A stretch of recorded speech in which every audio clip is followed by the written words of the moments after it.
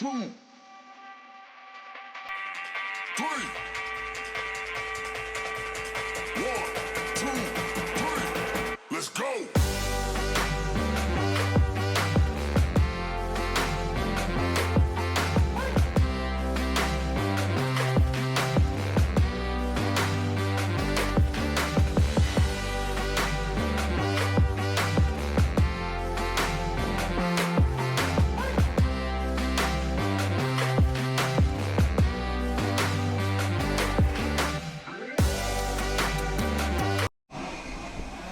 What's up mga kapatid? Magandang araw sa inyo lahat, magandang gabi. Gusto naman kung sulok kayo ng digdig.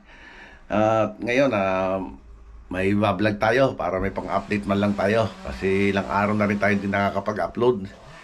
Kasi ngayon, magluluto ako ng pambaon. Kaya isasama ko na rin sa vlog na to mga kapatid. At abang-abangan nyo kung ano yung lulutuin ko mga kapatid. Ayan mga kapatid, magluluto ulit tayo ng panang manok. Kasi namimiss ko na rin to.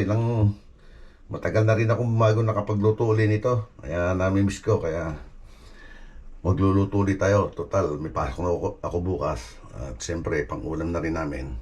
Kaya luluto tayo niyan. Kung napanood yung mga dating vlog ko, siguro nakita nyo na to kung paano ko lutuin.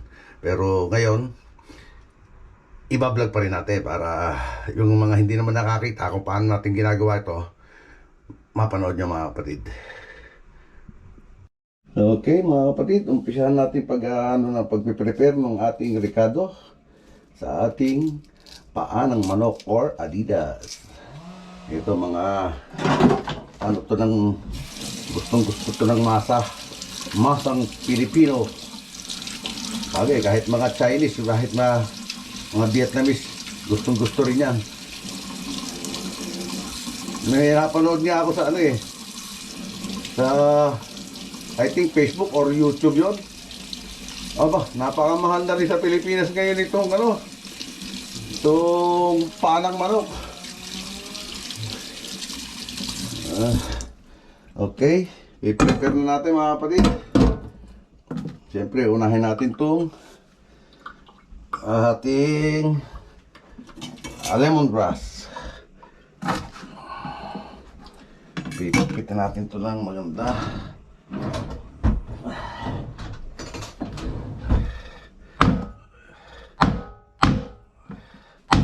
Yan, lagyan natin sa ilalim.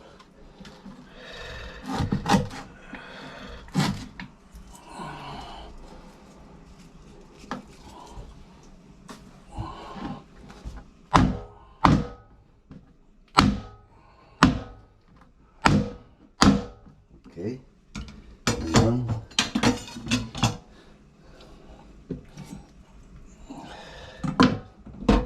Sandali lang. Gasa natin yung luya. Hindi natin papalatan yung luya. Pipisain na lang natin yan. Para malasang malasya. Pipit-pitin na lang natin. Ganyan kabilis lang lutuin niya mga kapatid. Pag naisalang mo sa pressure cooker, teka lang ilang minuto or ilang oras, luto na siya. Sibuyas. Pag natimplahan mo na kasi at isalang mo na, iwanan mo na muna na yan. Dahil naka-pressure cooker naman, ita-timer na lang. Ito lang ang medyo maano niyan. I-prepare.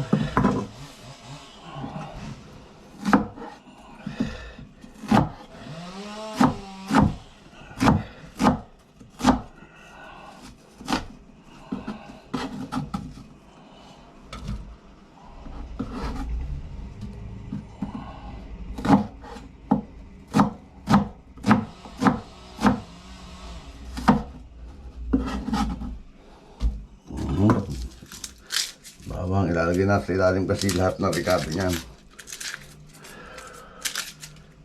Lahat ng panlahok.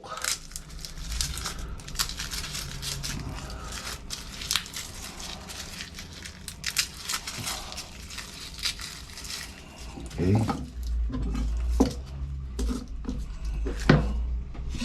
Tingnan natin to.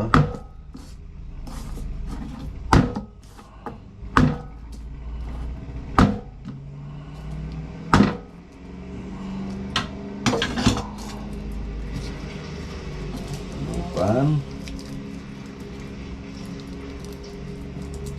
May nagpuputol ng kahoy sa aking kapitbahay. Kaya maingay ang motor.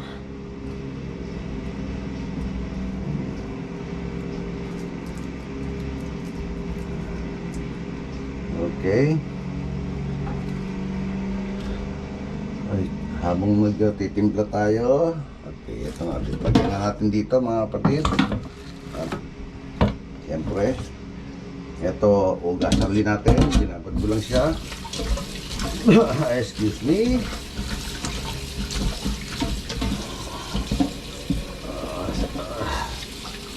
Salansa natin dyan. Maganda.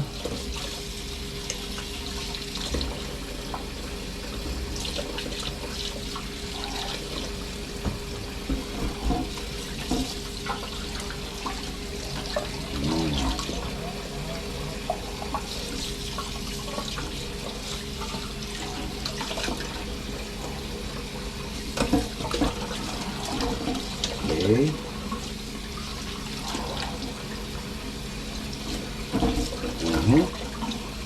Okay, sandali lang mga kapatid. Kuha naman tayo ng suka, toyo sa oyster sauce. Kaya suka.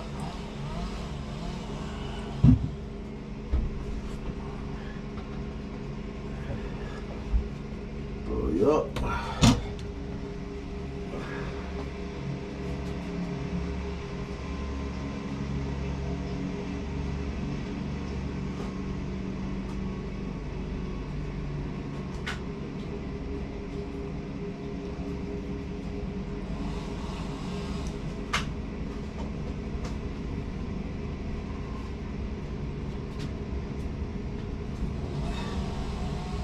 Okay.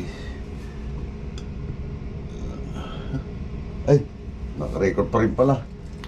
Noong dati mga kapatid, hindi ko nilalagyan ng ketchup. Ang nilalagay ko lang toyo, oyster sauce, saka suka. At saka siyempre paminta, at saka laurel. Ngayon, tatry naman natin to, lagyan natin ng ketchup kasi parang nakita ko ro sa isang napanood ko sa Facebook, may ketchup yung pagluluto niya. Lagyan natin ngayon ng ketchup.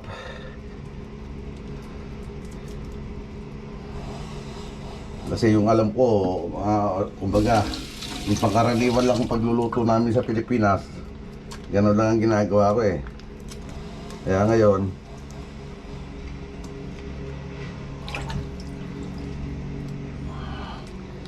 ibahin naman natin ng konti. Lagyan natin ng ketchup. Saka imbis na sili, tapatiyo lalagay natin. Okay, ito tapatiyo, pampanghang.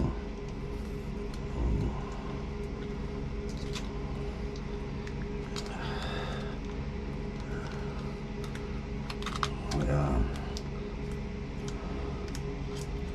Okay. Ngayon, paminta, laurel.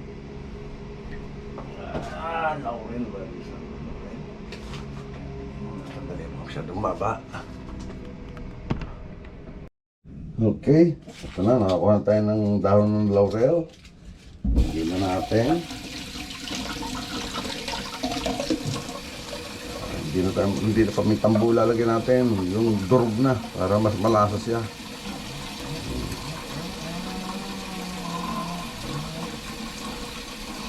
Uy, masingot ko na naman.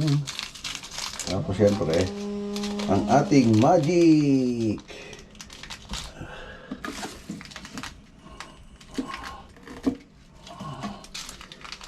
Okay, magic.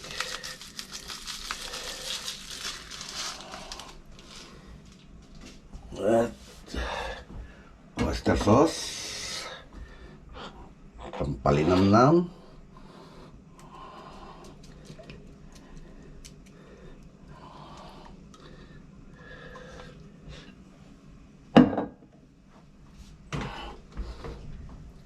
Toyo.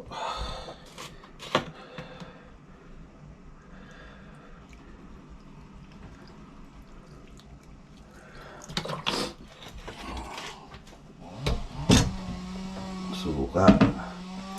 Suka. Tapos lalagyan din natin ng konting sugar. Lagyan mo natin ng konting sugar.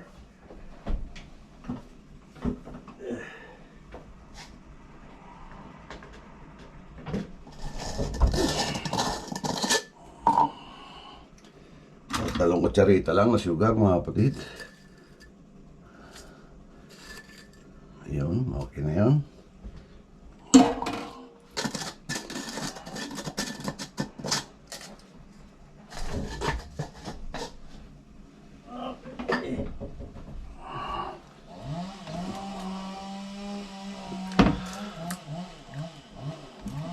Suka.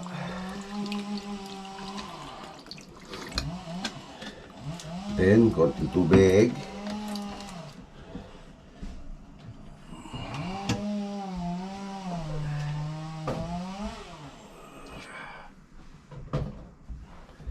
Konting tubig.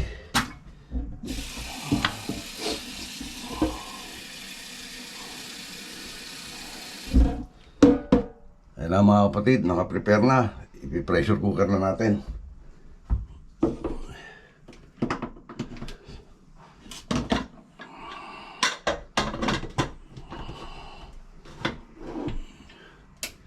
Okay.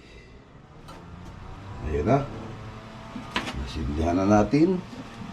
At habang nakasalang siya, siyempre, so tatapos din natin to.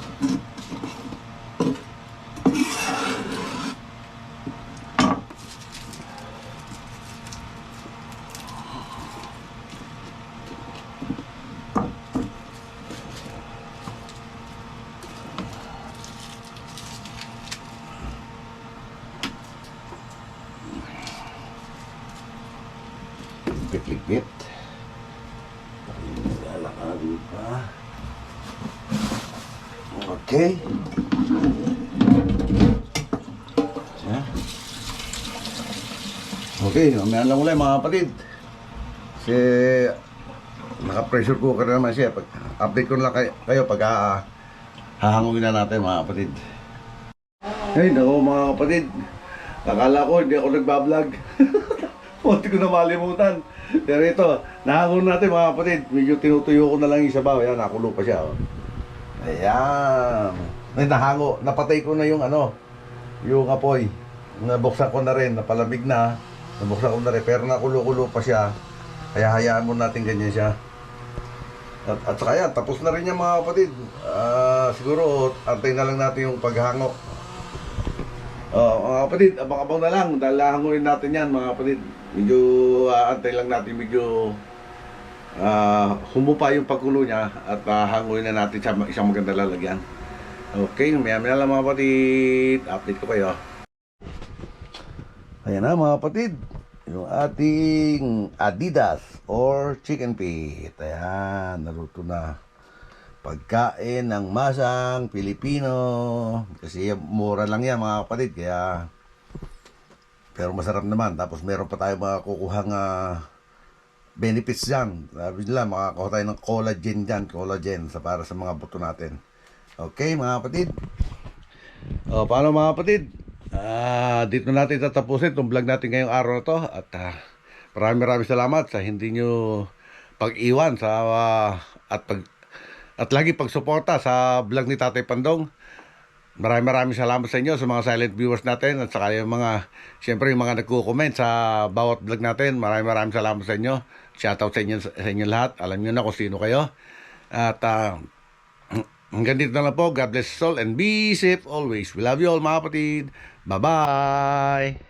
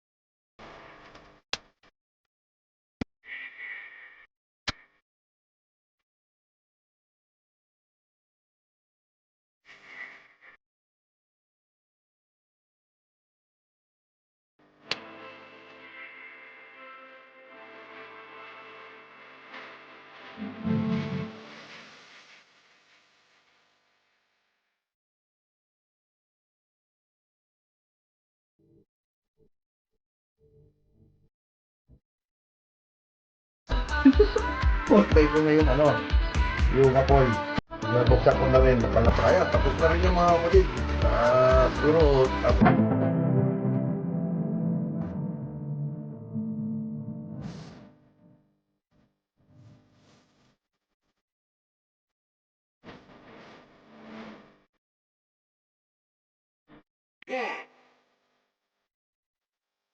One,